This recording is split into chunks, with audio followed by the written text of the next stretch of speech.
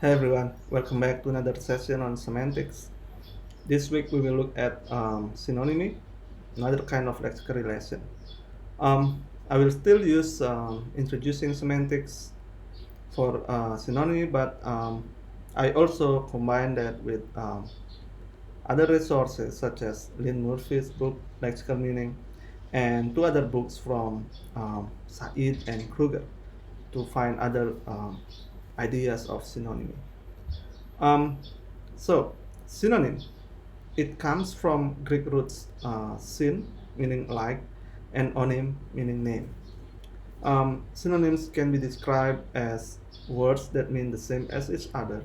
So words here is word forms, different word forms that have the same meaning. And synonyms can also be described as relation of meaning identity. And for this session, we will focus on lexical synonymy because in Nick Riemer's book, it is also mentioned there is phrasal synonymy.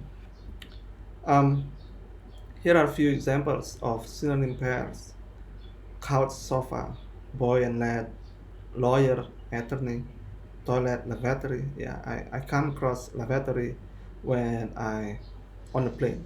Okay. Large and big, right? Um, Usually this kind of synonym of two words, the synonym pairs, they are restricted to a sentence level, to the level of utterance. Imagine you have a sentence. You want to test whether word A and B are synonyms, okay? And in a sentence that you have, there is the use of the word A, okay? With the use of the word A, this sentence means X. When you replace A and B to check whether by replacing A and B the sentence still means X, you replace A and B. Yeah. When you replace A with B and the sentence stays the same, the meaning of the sentence is still the same, you can say that, oh, okay, A and B, they have the same meaning because when I replace one by the other, the sentence does not change its meanings. Okay. This idea, replacing one word over the other to check whether they are synonyms, is known as substitutability test. Okay, it's a bit hard to pronounce. Substitutability test. So, words are substitutable. Words can be replaced for the other if their replacement do not change the meaning of the sentence. And this is the idea of this test. We will see the examples. Take a look at sentence 1 and 2. A person is standing beside me. A human is standing beside me.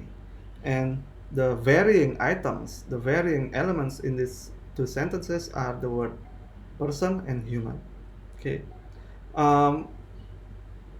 If you think that the truth condition of number 1 entails can be found also in sentence number 2, where sentence number 2 doesn't use human, a person, then you can say that person and human are synonyms. Yeah. So if these two sentences have the same truth condition, even though there are two different words here, you can say that these words that vary, the words that are different in these two sentences, you can say that they are synonyms. Now, imagine you want to test whether person is synonym with man. Okay, is man can be replaced by person or the other way around. So take a look at sentence 1 and 3. A person is standing beside me. A man is standing beside me. Okay, if you think that, okay, it's fine, yeah, it means the same, then you can say that person and man are synonyms. However, there are times or there are contexts where, one can be true. A person is standing beside me, but when you replace that with number 3 is false. Okay. So one can sometimes be true at the same time when 3 is false. Okay. It means that when you try to replace sentence 1 with sentence 3, but the meaning does not match up, then you cannot say that person and man are synonym in this context, because um, the condition when 3 is false when you compare with 1 is that there are other things that you can call as person, such as boy, girls, and woman, but these 3 words, boy, girls, and woman, they are not men in one sense, in some sense. What does it mean? One, it means that person and man are not synonyms in certain contexts, because man can have two different meaning. Man can be a person in general, mankind, but man can also have a specific meaning, namely a person with certain um, gender, male person. Okay, so that is not a person, because person cover all, male, female, um, old and young. Okay, so in that sense, person is not the synonym for man, and this idea is known as sense synonyms that we will see soon. So we have sense synonyms, okay, synonymy between senses of words, and absolute synonyms where the words are exactly synonyms. So absolute synonyms or word synonyms, they are substitutable in all possible contexts. You can replace these absolute synonyms in every context involving them, but the meaning stay the same. But these kind of synonyms are very hard and very rare in language. Okay, very hard to find, and they are rare in language. The potential place for you to find this is the technical vocabularies, terms or words for plants, chemicals, and animals. Okay, such as in these examples. So, absolute synonyms are very rare. There is no exact similarity. Even twin brother or twin sisters, they will be different in certain respect. There must be differences. Here is another example to illustrate the rarity of absolute synonyms. Consider funny, which can be synonymous with peculiar as well as comical. Okay, so funny have two different synonyms. Do you think they can be replaced by one another in all contexts? No. Take a look at sentence 4 and 5. My tummy feels a bit funny whenever I eat fish. 5. Anna told a hilariously funny joke. Okay, we still have funny here, but you know that funny can be synonymous with peculiar, and funny can be synonymous with comical. However, these synonyms cannot replace funny in these two contexts, because funny can have different meaning, and peculiar and comical matches up.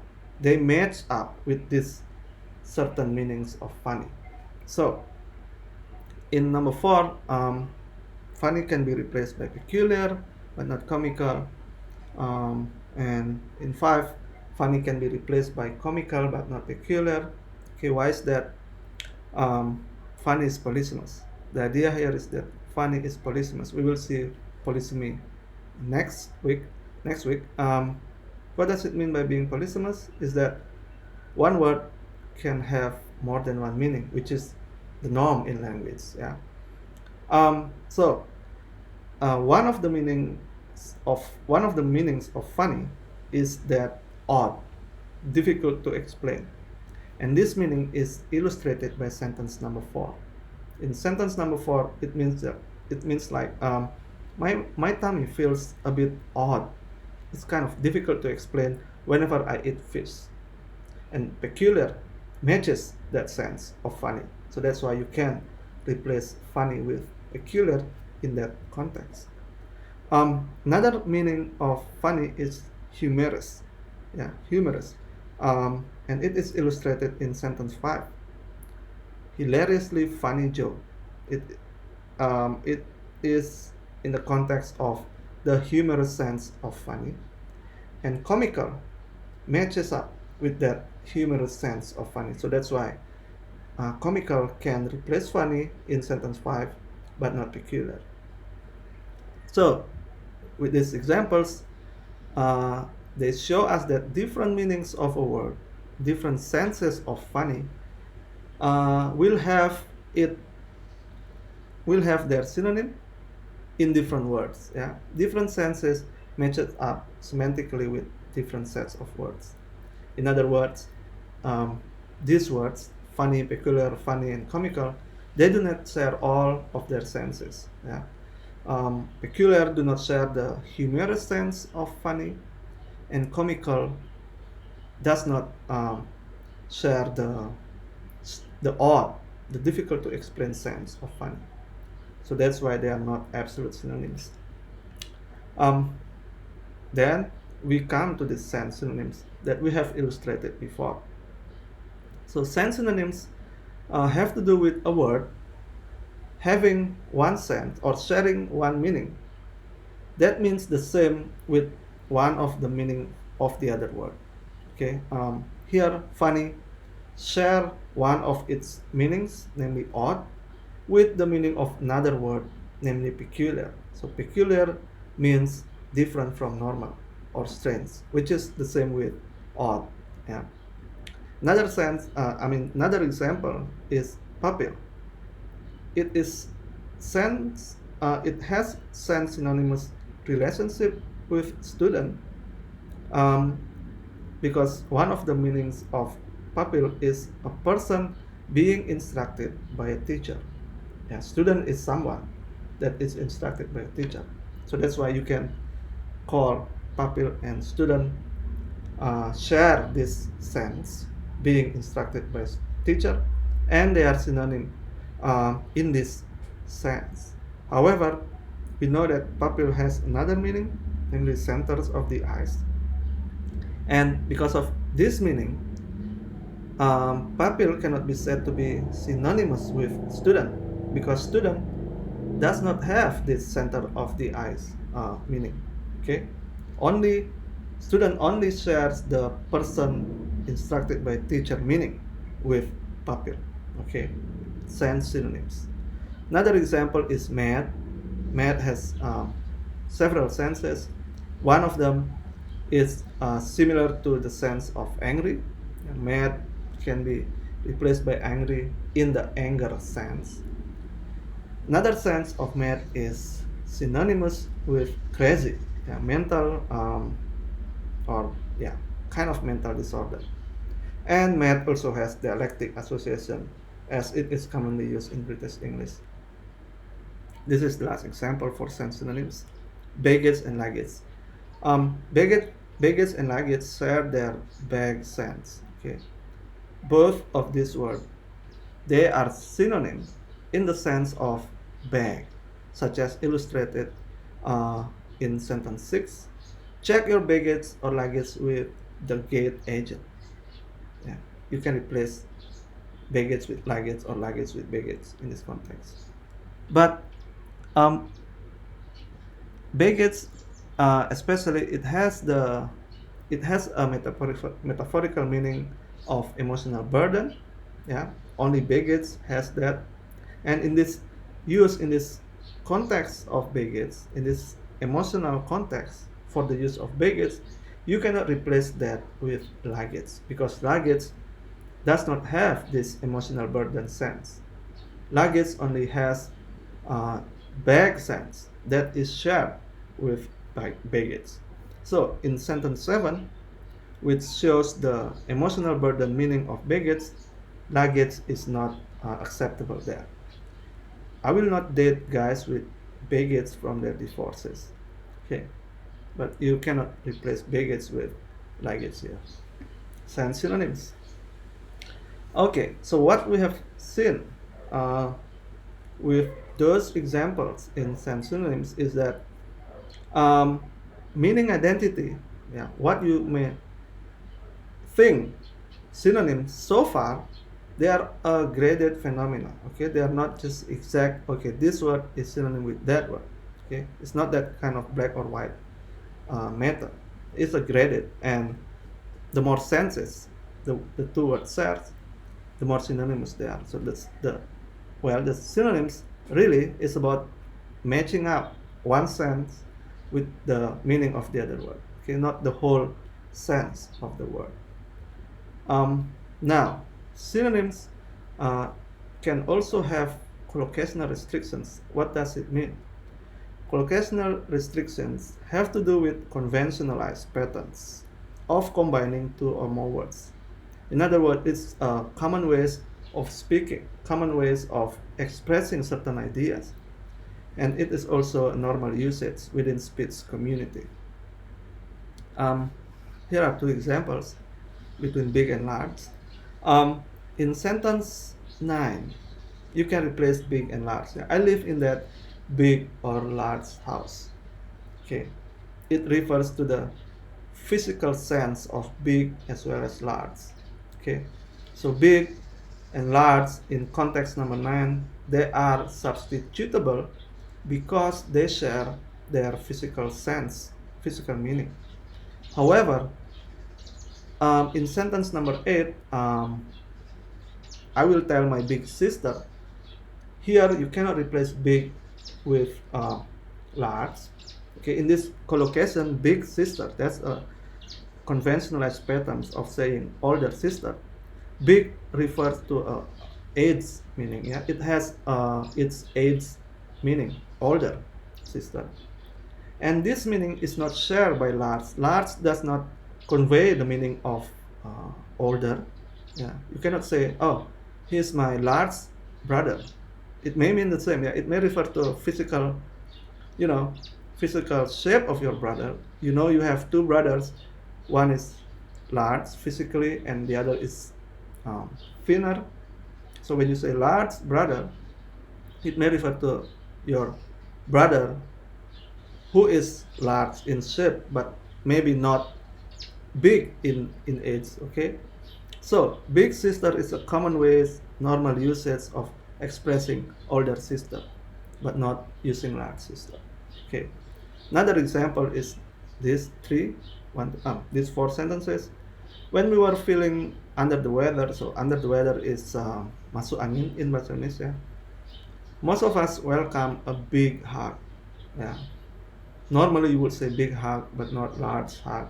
Okay, even though big and large synonym, but in this collocation, big hug, you cannot replace big with hug. Okay, same like he's raving mad. It expresses anger, and the word crazy cannot replace mad in this anger sense of mad. Interesting part are these 2 sentences, dirty and unclean. Yeah, again, dirty joke is a collocation. It's a common way of expressing the nasty joke, but you cannot replace dirty with unclean, even though in some sense dirty and unclean, they are synonymous. Yeah, but in these collocations, they have their own pattern. Yeah, unclean spirit, fine, but you cannot say dirty spirit. Okay, at least from the example from Kruger's book. Okay, and synonyms may also differ in their connotations, such as the emotional values or association, or the genre or register where you find one word is used but not the other, such as lunch and luncheon. Lunch is just like normal lunch, eating at the afternoon, but luncheon, it is also eating at the afternoon, but it is more formal. Yeah, referring to lunch in a formal occasion, such as maybe G20 summit, yeah, G20 meeting, or conference meeting. Yeah. Even conference, in a conference you don't say luncheon. Okay, it's just lunch. Okay, it's very formal occasion of lunch. Yeah, luncheon. Fag and cigarette. Okay, fag is British, informal. Yeah, kids, children. Okay, kids and children, they refer to the same entity. They refer to the same thing. Okay, it's kids and children, but they may differ in their style and formality. Yeah, kids may be more casual, while children is a bit more formal. Yeah, kind of that difference. Okay, lastly, synonyms can have some historical trace. Okay, when you find synonyms in your language, in certain languages, those synonyms may come from different languages. Yeah, so native words in a language can have synonyms that are not native, but instead synonyms that are borrowed from other languages, such as cloth and fabric. They are now synonyms in English, but cloth is from Old English. Yeah, it's kind of native, but fabric is borrowed from Latin when Latin influenced English. So loan words, synonyms. Okay, the synonyms of that come from borrowing may over time develop their own specialized meaning that differ from the native words. Originally, well, okay, I borrow this word just to be the synonym of this native word, but over time, the synonym that you borrow may have their own specific meaning that is now different from the native word. The examples are beef, veal, and mutton.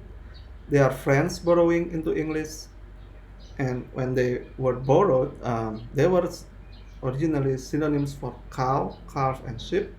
Okay, but then over time, beef, veal, and mutton, they have more specialized meanings. They refer not they refer now to the edible flesh of these animals. Okay, beef, veal, and mutton no longer refer to the animals as a whole, but rather only to the edible flesh, edible part of these animals. Okay, okay, I think that's it. So synonyms, uh, they are actually most of the time they are sense synonyms. Yeah, different sense of words matching up. And we have collocational restrictions for synonyms such as big sister but not large sister. And synonyms can have different connotation, lunch, normal lunch, luncheon, formal lunch. Yeah. And there are some historical explanation for why you've got synonyms in a language. Okay. Okay, thanks for your attention, and I hope to see you soon again in the class next week. Bye.